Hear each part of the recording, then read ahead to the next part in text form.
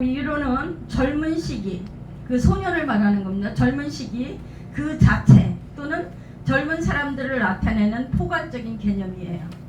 초점은 신체적, 인지적, 심리, 사회적 발달 과정의 변화가 있고요. 그 다음에 젊은 연령대 또는 상태, 집단을 우리 소년은 말하고 있습니다. 범위는 비교적 명확하고 10세에서 19세에서 기준을 두고요. 그 다음에 유동적이고 소년은 10대 초반부터 20대 중반까지 다양하고 15세에서 24세까지 유엔에서는 기준을 둡니다. 그 다음에 맥락은 학술적, 의학적, 심리학적, 발달론적이고요. 그 다음에 소년은 일반적, 사회적, 문화적, 일상적인 맥락을 말하고 있습니다. 어조는 좀 더 전문적이고 청소년은 객관적이지만 소년은 더 넓고 일반적이며 친근할 수 있는 것을 말하고 있습니다. 학령기, 청소년의 개념 중에서 특별히 학령기 연령에 따른 개념은요. 초등학교 고학년에서 중학교까지 연령, 그러니까 10세에서 14세까지를 말하고 있습니다. 신체적 변화에 대한 적응이 있고요. 또래 집단의 영향력이 증가합니다. 그 다음에 자아 정체성 탐색, 사춘기 경험, 2차 성장을 볼 수가 있습니다. 자기중심적인 사고가 있고요. 상상의 청중, 개인적인 우화를 많이 경험하게 되고요. 부모와의 갈등, 번번이 발생하는 것을 볼 수 있습니다. 또래 집단에서의 소속감, 그 다음에 유행에 굉장히 민감합니다. 그래서 특별히 뭐라고 그러죠 그거? 유행하기 때문에 옷 같은 거, 신발 같은 거, 모자 같은 것들을 아주 자주 바꿔가면서 특히 또 이제 브랜드만 입으려고 하는 그런 민감성을 보이게 됩니다. 그 다음에 학령기 연령에 따른 개념은 중학교 고학년에서 고등학교 저학년까지 연령이죠. 15세에서 17세. 그때는 성인과 유사한 신체적 성장이 완성이 되고요. 그 다음에 논리적, 비판적, 추상적인 사고가 가지고 있습니다. 그 다음에 진로, 내가 과연 어떤 직업을 가질 것인가, 진로에 대해서 가치관 본격 고민하는 시기를 가지고 있습니다. 그때 2차 성장이 거의 완성되기 때문에 안정감을 볼 수 있습니다. 부모와 수평적인 관계고요. 이성에 대한 관심이 고조됩니다. 그 다음에 자아 정체성의 형성을 볼 수 있습니다. 그래서 이 중기 15세에서 17세에 보면 뭐 여친, 남친 이런 것들을 없으면 왕따당하고 그죠? 그래서 여친, 남친 이런 것들을 우리가 볼 수 있습니다. 그 다음에 이제 학령기 연령에 따른 개념 중에서 고등학교 고학년의 대학생 및 사이 초년생의 연령은 18세에서 22세입니다. 성인 역할을 준비합니다. 그 다음에 독립을 위한 구체적인 계획을 세우는 시기고요. 성인의 신체를 갖추게 됩니다. 현실적인 문제 해결을 충분히 능력을 발휘하고요. 독립 욕구가 강해집니다. 그 다음에 직업 선택, 대학 진학 등 인생의 중요한 선택을 가져올 수 있고요. 성인으로서의 책임감과 사회 구성원의 역할을 수용할 수 있는 개념을 가지고 있습니다. 그 다음에 청소년 관련 법상에 따른 그런 구분인데요. 청소년 기본법은 9세 이상에서 24세 이하의 사람을 청소년 기본법으로 세웠고, 그 다음에 청소년 활동 진흥법이 있습니다. 이것은 9세에서 24세 이하. 청소년 복지 지원법은 9세에서 24세 이하. 청소년 보호법은 만 19세 미만. 아동복지법은 18세 미만. 이렇게 법상으로, 관련 법상으로 연령에 따른 구분이 되어 있습니다.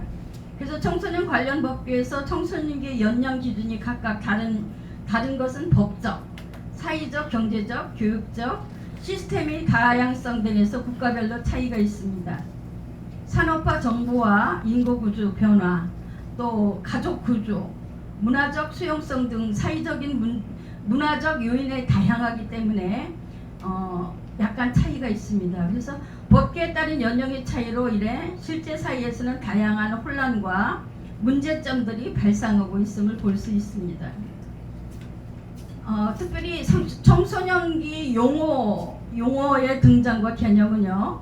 청소년기 용어의 등장은 1904년 미국 최초의 심리학자 박사이자 아동 청소년 발달 연구의 선구자인 평가받은 학자인 그랜빌 스탠드홀이라는 그런 심리학 박사에 의해서 처음으로 명명됐습니다.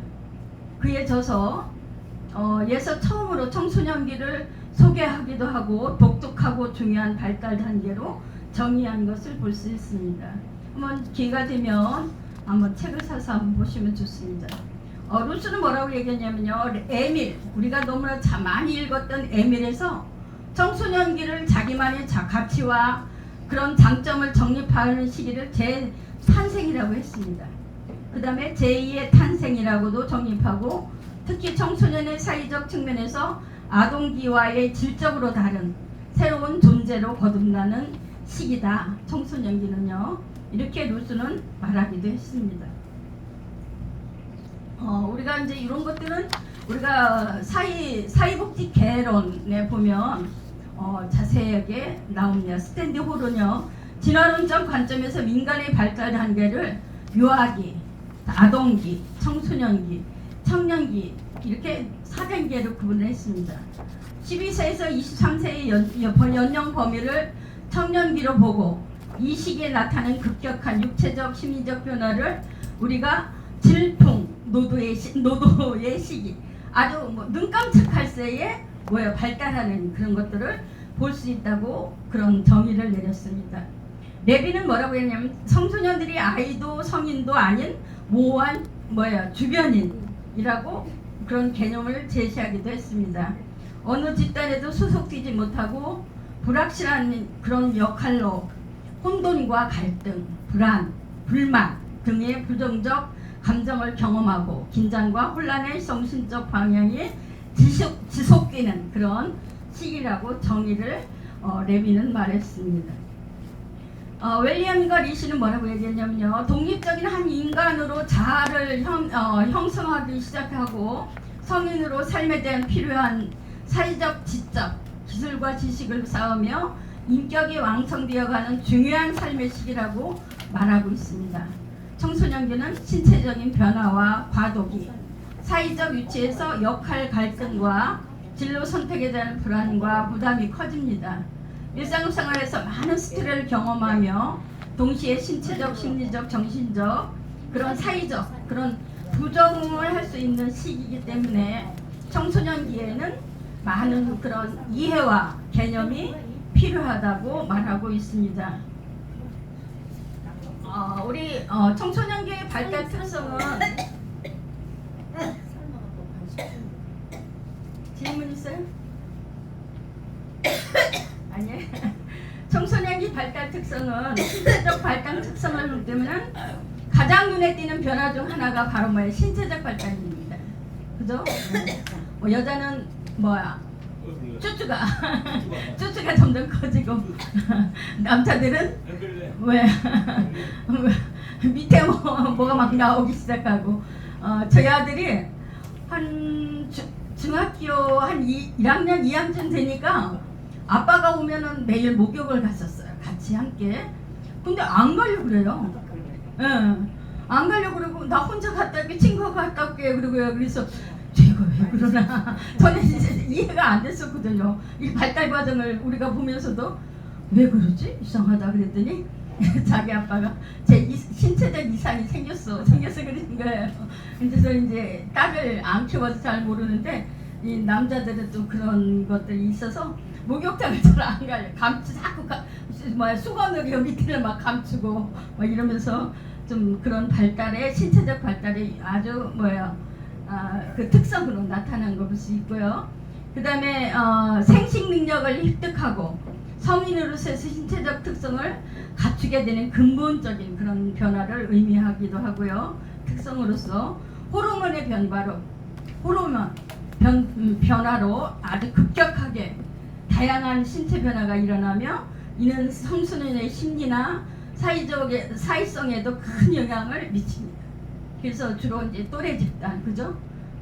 주로 이제 동아리 뭐 이런 것들을 하려고 하는 그런 모습들을 많이 볼 수 있습니다. 청소년기의 신체적 특성을 일컫는 말 중에 대표적인 단어가 뭐예요? 우리가 잘 알고 있는 사춘기.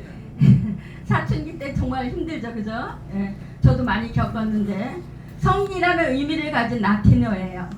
그래서 에서 유래가 됐고요. 사춘기의 사전적 그런 의미는 육체적, 정신적인 성인이 되어가는 시기로 성호르몬의 분비가 증가하여 2차 상징이 나타나며 생식 기능이 완성되기 시작한 시기입니다. 그래서 사춘기에 뇌의 그런 사상 하부나 뇌하 수체를 자극하여 그런 뭐 성선 자극 호르몬의 분비라든지 안드로겐 남성의 호르몬과 같은 그런 여성 호르몬의 분비를 증가하게 돼서 뭐 신체적인 특성이 아주 강하게 나타나는 그런 시기입니다.